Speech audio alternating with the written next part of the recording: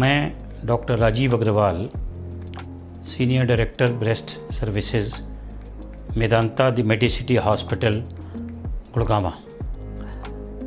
आज हम breast cancer में किसी स्पेसिफिक सब्जेक्ट पे बात नहीं करेंगे, बल्कि हम उन सवालों का जवाब देने की कोशिश करेंगे जो पेशेंट जब ब्रेस्ट कैंसर की समस्या को लेके हमारे ऑफिस में आते हैं तो हमसे पूछते हैं। ऑफ कोर्स सवालों को हमने कुछ ग्रुप्स में इकट्ठा किया है और ये संभव नहीं है कि हम सारे सवालों का जवाब एक ही वीडियो में दें, क्योंकि सवाल बहुत सारे होते हैं। तो हमने हर वीडियो में 4-5 सवालों का आंसर देने की कोशिश की है और इस तरह 4-5 वीडियो में हम उन सवालों का जवाब देना चाहेंगे।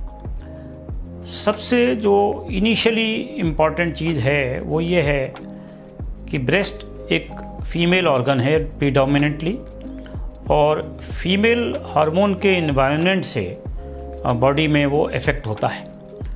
तो ओवरऑल फीमेल हार्मोन्स का ब्रेस्ट कैंसर में क्या इम्पेक्ट है और पेशेंट जो हमसे सवाल पूछते हैं उनके बारे में बात करेंगे। तो पहला जो अक्सर सवाल होता है कि पेशेंट कहते हैं कि सब पीरियड्स के साथ इस ब्रेस्ट कैंसर का क्या कोई संबंध है। तो मैं ये बताना चाहूँगा कि एक्चुअली एक फीमेल हार्मोन होता है जिसको हम कहते हैं ईस्ट्रोजन। अगर ईस्ट्रोजन हार्मोन बॉडी में बहुत ज़्यादा समय तक ज़्यादा एक्सपोज होता है तो ब्रेस्ट कैंसर की प्रोबेबिलिटी बढ़ जाती है। इसीलिए जिन लेडीज़ को पीरियड्स बहुत जल्दी शुरू हो गए हों, लाइफ में 11-12 साल की एज में शुरू हो गए हों, और मीनोपॉज थोड़ा लेट हुआ हो, जैसे नॉर्मल मीनोपॉज 48-50 साल की एज तक हो जाता है, बट कुछ लोगों को 55, 56, 57 साल तक की एज तक रहता है, उन फीमेल्स में ब्रेस्ट कैंसर की प्रोबेबिलिटी थोड़ी ज़्यादा होती है। इसी तरह अगर किसी ने लेट शादी की हो और उसके बाद पहला बच्चा 30 के बाद हुआ हो तो उसमें भी ब्रेस्ट कैंसर की संभावनाएं ज़्यादा रहती हैं। जिन लेडीज़ ने बच्चे पैदा नहीं किए, नली पेरेस जिसको हम कहते हैं, उनमें भी ब्रेस्ट कैंसर की संभावनाएं ज़्यादा रहती हैं। अगला एक अक्सर बात होती है कि डॉक्टर साहब ओरल कॉन्ट्रासेप्टिव गर्भ निरोधक गोलियां लेने से ब्रेस्ट कैंसर का क्या संबंध है।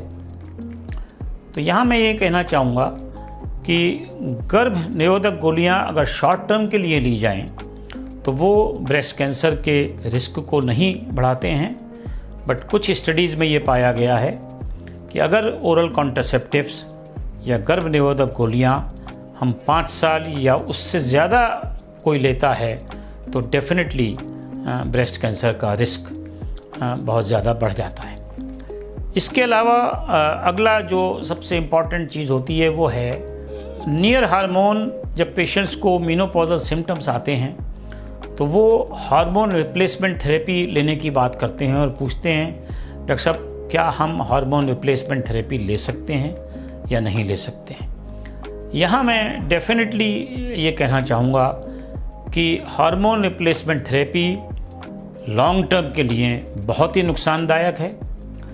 80s एंड 90s में हार्मोन रिप्लेसमेंट थेरेपी एक फैशन बन गया था, बट उसके बाद एक इंटरनेशनल स्टडी हुई वुमेन इंटरनेशनल इनिशिएटिव की तरफ से, वुमेन हेल्थ इनिशिएटिव की तरफ से, और उसमें ये पाया गया कि hormone replacement therapy breast cancer के लिए बहुत ही नुकसानदायक है और ब्रेस्ट कैंसर का रिस्क बहुत ज़्यादा बढ़ सकता है।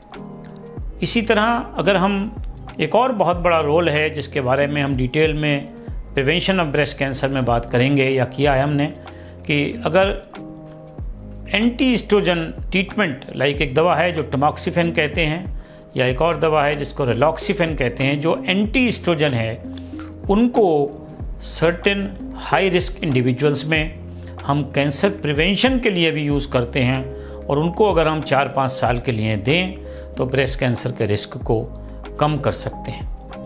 मैं समझता हूँ कि इससे पेशेंट्स के हार्मोन रिलेटेड बहुत सारे सवालों का समाधान हुआ होगा। हम और भी आगे कोशिश करेंगे वेरियस क्वेश्चंस का आंसर देने में। धन्यवाद।